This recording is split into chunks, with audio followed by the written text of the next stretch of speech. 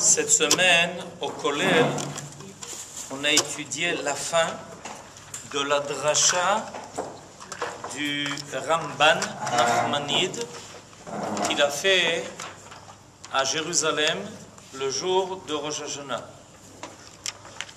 Le Ramban, comme c'est connu, a fait son alia en Eretz Israël,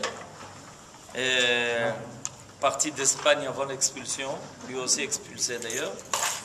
Et il est arrivé à Yerushalayim, il était au Bet HaKnesset à Chourva. Et là-bas, il a fait une dracha pour Rosh Hashanah. C'est une dracha qui est extraordinaire, très belle et très longue. Et cette année, cette semaine, au Kollel, on a étudié la fin de la dracha. Aujourd'hui, on va étudier ici le début de la dracha. Comme ça, on aura étudié et le début et la fin, comme l'année. On l'a fini et on l'a fini et on la commence. Oui, ils auront gagné le double. Alors ça s'appelle Dracha le Rosh Hashanah, Inyan Rosh Hashanah. Je vais lire une partie de la Dracha, pas toute la Dracha parce que ça prendrait beaucoup de temps, et expliquer de façon succincte l'idée que le Ramban va développer. Il résout une question très intéressante et importante à propos de Rosh Hashanah. Zé Midrash, Darash Rabbeinu Agadol, Yeted Atkoa, Bemakom Neeman, Arav Rabbi Moshe ben Arav Nachman, Nishmato Eden. Ktiv. Alors au début, on amène les versets concernant Rosh Hashanah. Vaidaber Hashem el Moshe lemor, Daber el Bnei Israël lemor, Bachodesh HaShevi'i, Be'echad lachodesh, Yeh lachem Shabbaton. Zichron teru'a mikra kodesh. Kol melechet avoda lo ta'asu vikravtem mishe l'Adonai. Zohi parasha shel hamoed hazeh. Donc nous avons ici, ce sont des versets de la parasha Temor qui nous parlent donc de la fête de Rosh Hashanah puisqu'il s'agit du Chodesh HaSheviri. Le Chodesh HaSheviri c'est le mois de Tishrei. Be'echad la Chodesh, le premier du mois, le début du mois, donc il s'agit bien de Rosh Hashanah. Alors le Ramban dit la chose suivante. Il va mettre en place la question qu'il veut traiter. Ve'ine tziva katuv shenaase yom tov, ou mikra kodesh bayom hazeh. La Torah nous ordonne de célébrer ce jour-là, le premier du 7e mois, d'en faire un jour de yom tov, ve'lo Piresh lama ve'al ma. Et le Ramban dit quelque chose d'intéressant. Et pendant maintenant toutes les lignes qui vont suivre, une quinzaine de lignes, il va développer cette remarque. Alors la remarque c'est quoi? C'est que la Torah n'a pas expliqué, n'a pas donné la raison pour laquelle on devait célébrer le premier jour du Chodesh HaShvi'i. Elle n'a pas donné de raison. Elle nous dit simplement, regardez, vous pouvez revoir ça dans le verset, Bachodesh HaShevi'i, Be'echad la Chodesh, Yeh lachem Shabbaton. Zichron teruah mikra kodesh. Zichron teruah, ça fait évidemment référence au shofar. Mais la raison, qu'est-ce qu'il y a? Qu'est-ce qui s'est passé? Le premier du 7e mois qui fait qu'on doit célébrer ce jour-là, en faire un jour de Yom Tov. Makara. Lokatou Batora. Et dans les lignes qui vont suivre, et je vais sauter ces lignes-là en raison d'un problème de temps, le Ramban va prouver qu'à propos de toutes les autres fêtes, la Torah explique la raison de la fête. Elle explique. Elle nous dit pourquoi il faut faire Pessah, parce que je vous ai fait sortir d'Égypte. Pourquoi je vous donne la fête de Sukkot? Parce que quand vous êtes sortis d'Égypte et que vous étiez dans le désert, vous avez résidé sous des Sukkot. Alors vous rappellerez, grâce à cela, les miracles de la franchise du désert. Mais à propos de cette fête-là, Shtika. Yom Kippour, c'est marqué. Ki bayom hazeh yechaper lechem Les taïr etchem, mikol, chatot echem, que c'est ce jour-là où Dieu va nous pardonner toutes nos fautes, etc. C'est-à-dire, mais à propos de premier jour du 7e mois, Rosh Hashanah, Maya, Lokatouf. Ça, c'est la première surprise. Et c'est une surprise de taille. Parce que la Torah nous réclame de célébrer un jour dont on ne connaît pas la raison. Vous allez me dire, oui, mais on sait que c'est Rosh Hashanah. On sait d'où? Première question. Deuxième question, Bichlal, si la raison de la célébration d'une fête ce jour-là, c'est que c'est le début de l'année, comment se fait-il que le début de l'année chez les Juifs, ça commence le 7e mois? Ils sont bizarres, les Juifs. On vous dit, c'est le début de l'année.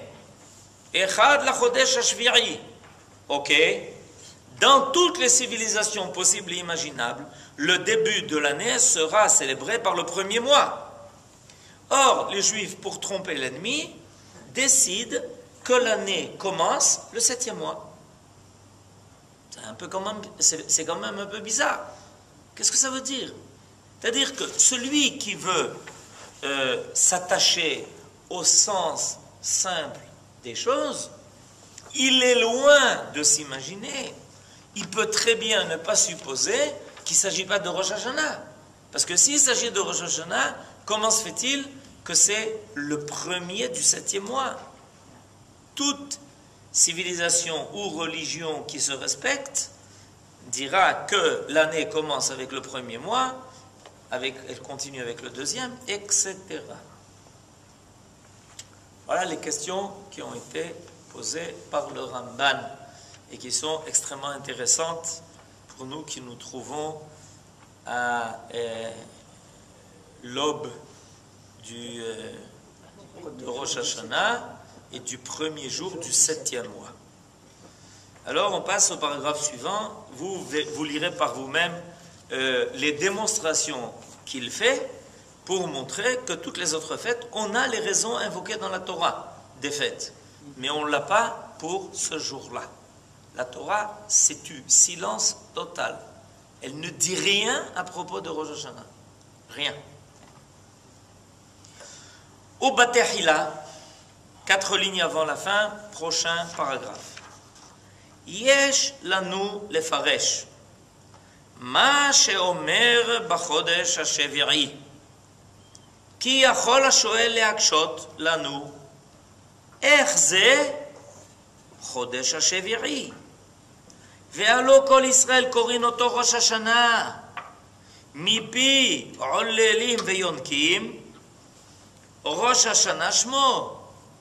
וכן קוראים אותו רבותינו בתלמוד ואומרים בכל מקום ראש השנה ויום הכיפורים והכתוב עצמו מורה שזה החודש הוא ראשון וראש לשנה שנאמר בחג הסוכות בצאת השנה. C'est un verset ça. בחג הסוכות בצאת השנה. C'est intéressant. Comment se fait-il qu'on parle de la fête de Sukkot qui se trouve dans le mois Betzet Hashana? Klomar Bechodesh, Sheyatsa Hashana, Ve Ashniya Matchelet. Klomar, la fête de Sukkot doit être dans le mois où l'année vient de sortir et une nouvelle année vient de rentrer. Alors le Ramban donc il ne fait qu'amplifier la question en disant mais il y a quelque chose qu'ici il faut élucider. Dans toutes nos sources et dans la bouche de tout le monde, ce jour-là dont on ne connaît pas la raison et qui est marqué, qui est invoqué par la Torah, est rappelé comme étant le début de l'année. Rosh Hashanah, la tête de l'année.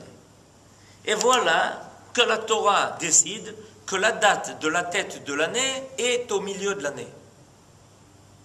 Parce que dans l'année, on a 12 mois. Donc, si Rosh Hashanah se situe au premier jour du 7e mois, ça veut dire quoi? C'est pile la moitié de l'année. Ça veut dire que jusqu'à Rosh Hashanah, on a fini 6 mois, et que le premier jour de Rosh Hashanah commence la deuxième portion des 6 autres mois. Vous comprenez ça? C'est simple. On coupe la chose en deux et on te dit 6 mois se sont écoulés. Maintenant, au début du 7e, le premier jour du 7e mois, tu commences 6 autres mois. Donc c'est boule exactement pile le milieu de l'année. Alors, dit le Ramban, mais enfin, qu'est-ce qui se passe dans cette affaire? On nous fait appeler Rosh Hashanah le milieu de l'année. C'est la première fois qu'on se rend compte de ça. Hein? Vous êtes tous étonnés. C'est ça, il y a un secret que le Nachmanide, tout d'un coup, nous fait découvrir. Et nous, on court comme gentiment à Rosh Hashanah au milieu de l'année. On court gentiment vers Rosh Hashanah au milieu de l'année. C'est pas compréhensible.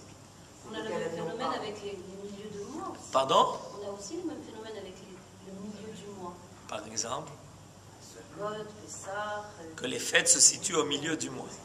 Et pas au début. C'est comme ça, en fait. Même le Shabbat, c'est au milieu de la semaine. Hein? Ah, enfin, Non. Le Shabbat, c'est c'est pas au milieu de la semaine. Ah, ok. Ça y est, maintenant tout le monde est parti. Là, chacun a quelque chose de commun. Je sais, je savais, j'ai découvert, j'ai compris, etc. On va y arriver.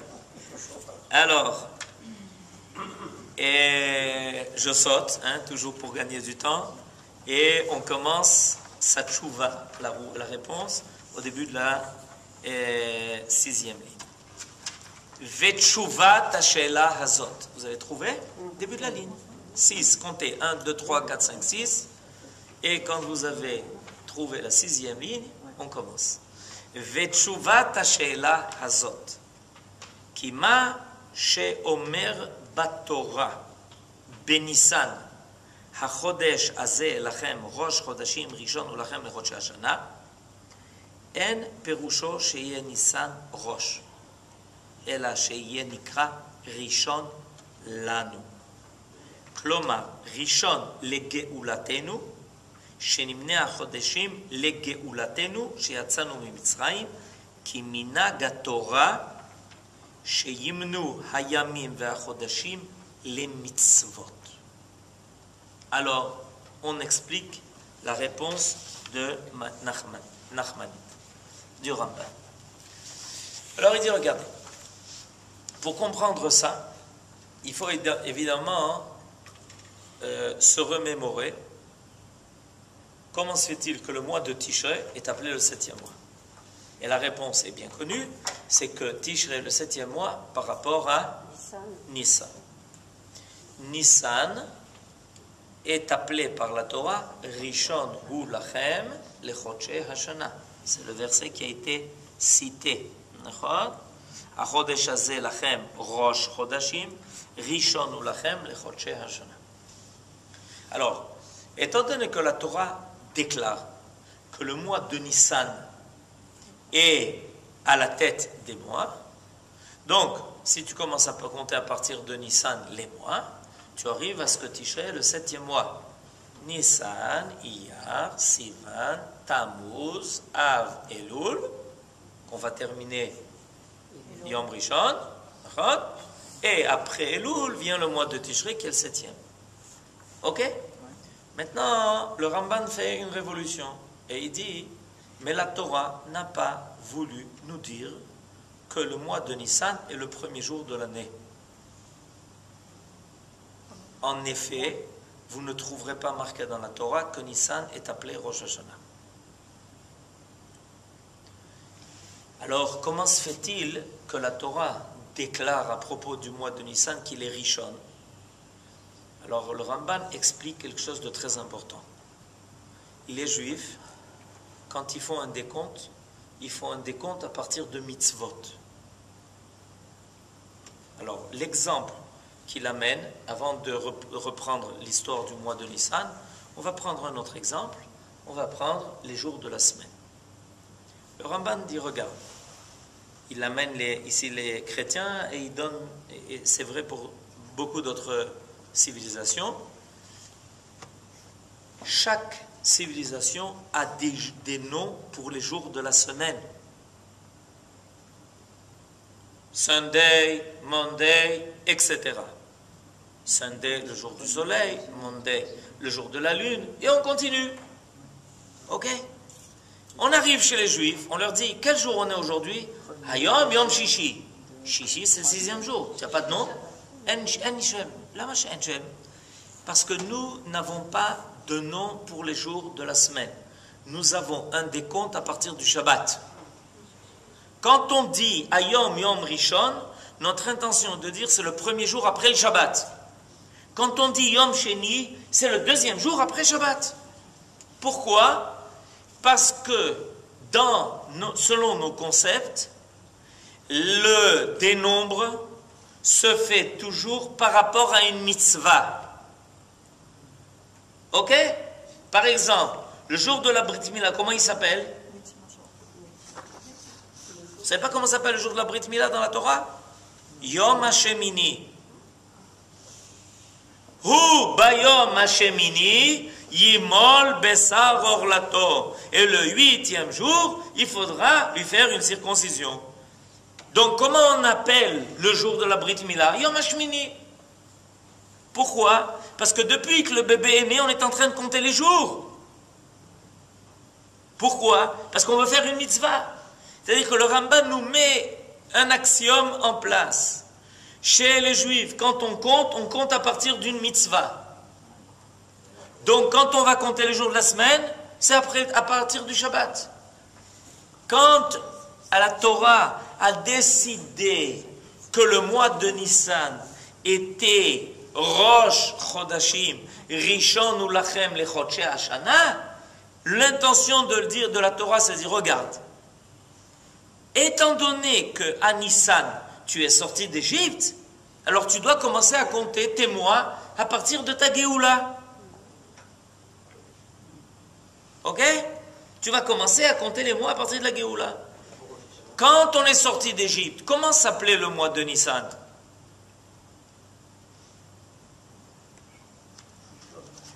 Comment il s'appelait? Rishon, Yafé Be'od. Et il ne s'appelait pas? Il ne s'appelait pas Nissan. Le Ramban va continuer sa démonstration en disant, ensuite, malheureusement, qu'est-ce qui va nous arriver? On est parti en exil. Il y a eu la destruction du premier temple. On est descendu en Babylonie. On était en exil. La Babylonie a été conquise par... Alors on n'apprend plus l'histoire, c'est fini. Par la Perse. Et quand les Juifs ont commencé à revenir, qu'est-ce qu'ils ont ramené avec eux? Ils ont ramené avec eux des noms qui venaient de là-bas. Et à partir de là, ça a commencé à s'appeler Nissan, Iyar, Sivan, Tammuz, Av, Elul. Comment se fait-il, Bétar? Et comment se fait-il que tout d'un coup on a commencé à donner ces noms à ces mois-là? Parce qu'on a un principe. Après la Géoula de l'Égypte, on a eu la Géoula de la Perse. C'est l'histoire de Purim. On a été délivré de Achashverosh. Alors à partir de ce moment-là, les gens ont dit, attends, maintenant il faut nous rappeler de cette Géoula. Comment allons-on se rappeler de cette Géoula où on a été délivré de cet exil et on est revenu en Eretz Israël? On va donner les noms qui vont nous rappeler que c'est de là-bas qu'on est sorti. Et maintenant, les mois vont s'appeler Nissan, Iyar, Sivan, avant qu'on soit revenu, avant que la Perse, le Ramban amène une preuve à cela. Quand est-ce qu'on commence à trouver ces noms de Nissan, etc., dans la Megillat Esther? Pourquoi on commence à trouver ces noms dans la Megillat Esther? Parce que c'est quand on a commencé à revenir de Perse et qu'il y a eu cette Géoula où on est revenu sur notre terre et on a reconstruit le deuxième Beth Amikdash. Alors on a commencé à rappeler cette Géoula, cette fois-ci en disant Chodesh Nissan. Donc à chaque fois qu'il y a une Géoula, on va compter les noms à partir de là. On va compter les mois à partir de là. Quand on est sorti d'Égypte, le décompte des mois, nous dit la Torah, rappelez-vous, c'est le premier mois de votre Géoula, Chodesh Harishon. Rappelez-vous le mois de Iyar, ça ne s'appelait pas encore Iyar, et le deuxième mois de votre Géoula. Et rappelez-vous Sivan, le troisième mois de votre Géoula. Rappelez-vous que le mois de Tishrei est le septième mois de votre Géoula. Quand on est sorti de Perse, on n'a plus dit Chodesh Rishon, Sheni, Shlishi, Revi, Hamishi, on a dit Chodesh, Nissan, etc. D'accord? Yofi. Alors, jusqu'à présent, on a expliqué pourquoi le mois de Nissan est considéré comme un Chodesh Harishon. Mais le Ramban nous dit, tout ça c'est bien beau, mais qu'est-ce qu'il y avait avant la sortie d'Égypte?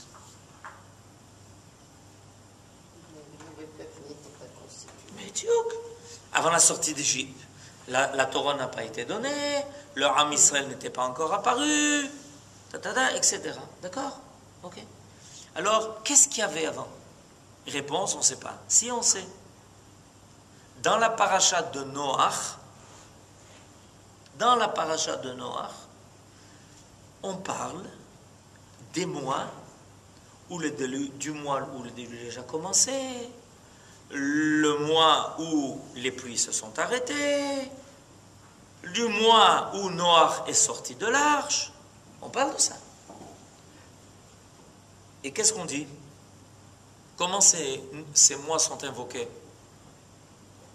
Comment ils sont invoqués ces mois? Vous savez ou pas? Dans la parashat de Noach. Eh bien, reprenez la parashat de Noach et vous découvrez que les mois sont appelés par des chiffres.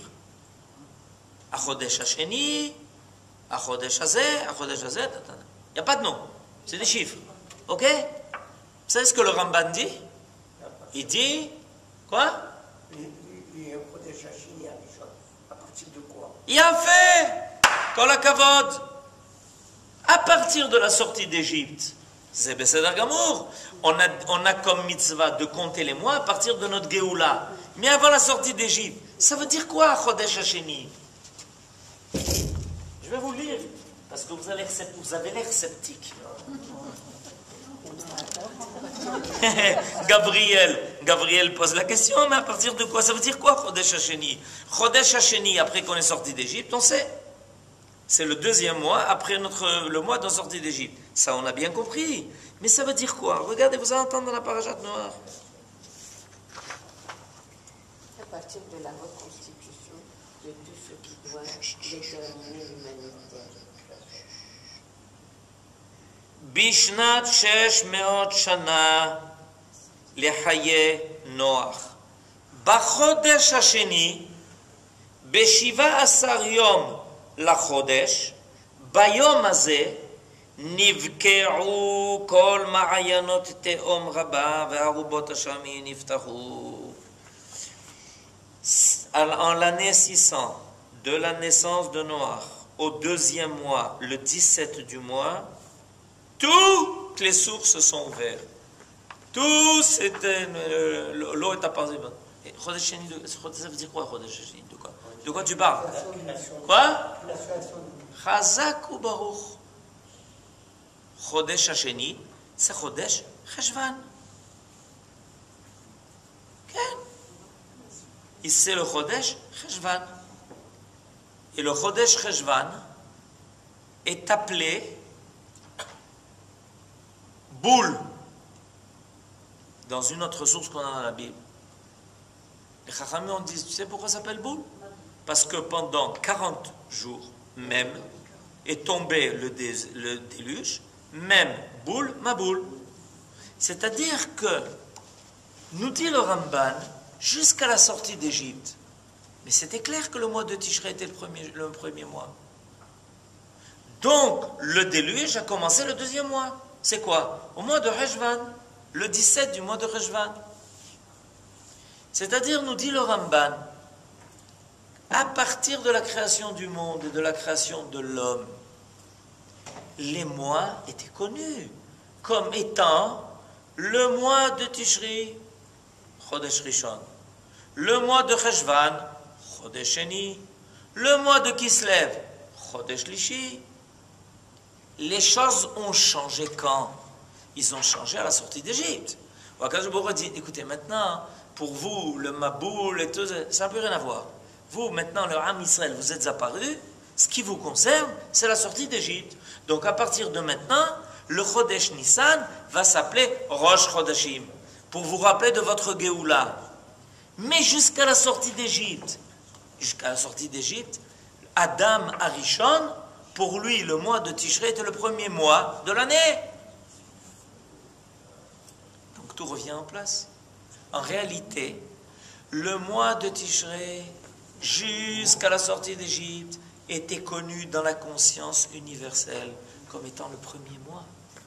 C'est pour ça qu'ici la Torah parle de Chodesh Hasheni avec le début du déluge. Ça s'est passé au mois de Cheshvan. C'est comme ça qu'on a dans notre tradition, que le déluge a commencé au mois de Cheshvan. À la sortie d'Égypte, étant donné que la Torah veut nous faire toujours référence aux différentes Géoulot, à la Géoula d'Égypte, ensuite à la Géoula quand on est sorti de la Perse pour revenir sur notre terre et reconstruire le deuxième Beth Amikdash. Alors les mois ont pris une autre dimension. Mais en réalité, pourquoi c'est important de comprendre ça?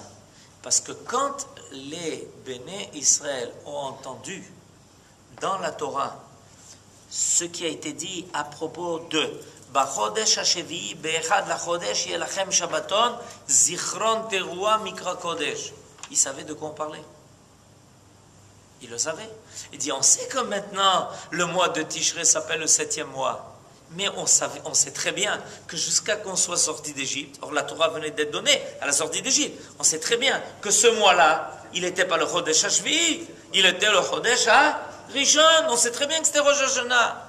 Seulement ça a été occulté ensuite par la Torah, parce qu'on a oublié la conscience de la création de l'homme, la création du monde, la création de l'homme. Et il a fallu que la Torah chez Béal Pé nous dise, mais attendez, ne vous trompez pas. Quand vous arrivez au Echad la Chodesh Hashvi'i, c'est Rosh Hashanah. C'est-à-dire, dans la dimension de la création, en réalité, la création sent, elle le sait, que dans 3 jours, elle reprend la pendule à l'heure. Elle le sait, ça. Dans la Torah, étant donné que les choses commencent à être invoquées à partir de la sortie d'Égypte, alors ça va s'appeler le Chodesh Hashvi'i. Mais jusqu'au moment de la sortie d'Égypte, tout le monde savait que Tishrei était à Chodesh Rishon. Alors on a deux. On a ce qui est marqué dans la Torah chez Birtav. Ça apparaît comme le Chodesh Hashvi'i. Mais selon notre tradition et selon la connaissance, vous savez que le Kuzari dit quelque chose de très intéressant. Il dit que quand Moshe Rabbeinu est débarqué en Égypte, et qu'il a dit aux enfants d'Israël, je suis venu pour vous faire sortir d'Égypte, ils lui ont dit, Shnoada, qui tu es? Il dit, je m'appelle Moshe Ben Amram. Ok, qu'est-ce que tu veux? Akadosh Baruch Hu m'a envoyé vous sortir d'Égypte. Calme-toi mon petit. Et il a été passé des examens chez les sages. Et entre autres, ils lui ont posé des questions sur des traditions que leur âme Israël avait sur la création du monde. Parce que si tu es prophète et que Dieu s'est révélé à toi, tu dois savoir des choses que d'autres ne savent pas. Or nous le savons parce qu'on a reçu ça par tradition. Alors on va vérifier. Peut-être tu nous racontes des histoires.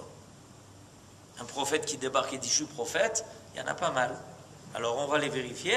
Et quand Moshe Rabbeinu a été capable de répondre à toutes les questions que seul un très petit nombre de personnes connaissaient, et qu'ils ont vérifié qu'il avait les bonnes réponses, ils disent on peut te faire confiance. Maintenant on sait que c'est toi qui es Moshe Rabbeinu, qu'on nous avait promis qu'il y aurait un Goël, qu'il y a quelqu'un qui allait nous délivrer, et qui est arrivé, mais on sait que c'est toi qui es arrivé. Alva Yalinu. Shabbat Shalom et Shana Tova.